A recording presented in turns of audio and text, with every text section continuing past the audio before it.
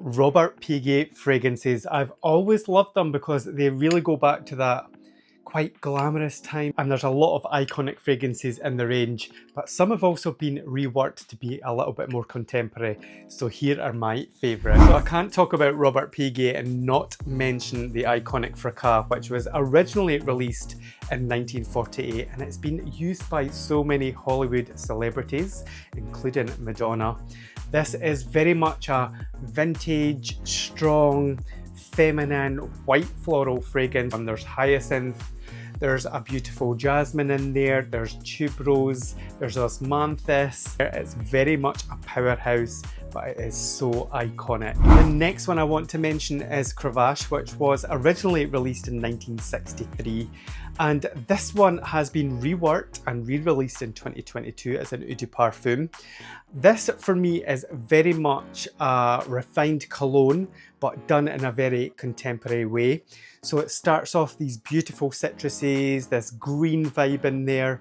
Again, a lovely aromatic heart, but it finishes with this sort of dry, leathery base that's just really refined, elegant, and perfect for day or night.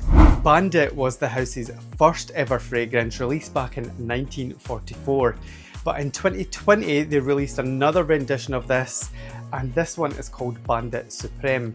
Now, this one is one of those fragrances that definitely walks in the room before you. It's green, it's bitter, it's citrusy, it's also quite smoky and earthy at the same time with a lovely patchouli in there, and it's got this really robust leather base. So as you can see from the colour of this label, this was a Harrods exclusive called Knightsbridge, released back in 2013, and it's very much a journey of walking through the store at that time. So it's got beautiful woody, spicy notes in there. It's got some florals, but what I love is the orris in there, which adds that indulgent and elegant side. Think of that makeup department. And then there's also a beautiful suede-like leather note in there. So it feels like you're walking through all those expensive leather goods. Last but not least is Notes, which was released back in 2012.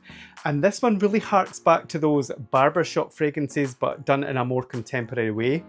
So it opens up with that kind of soapy, fresh feeling, and then it's got that traditional aromatic and herbaceous centre, but just to make it a little bit different, they have this lovely, smooth and sweet vanilla at the end there. It just balances everything out beautifully. So I hope you enjoyed that, guys, and if you've tried any of the Robert Piguet fragrances, let me know in the comments, but hope to see you soon.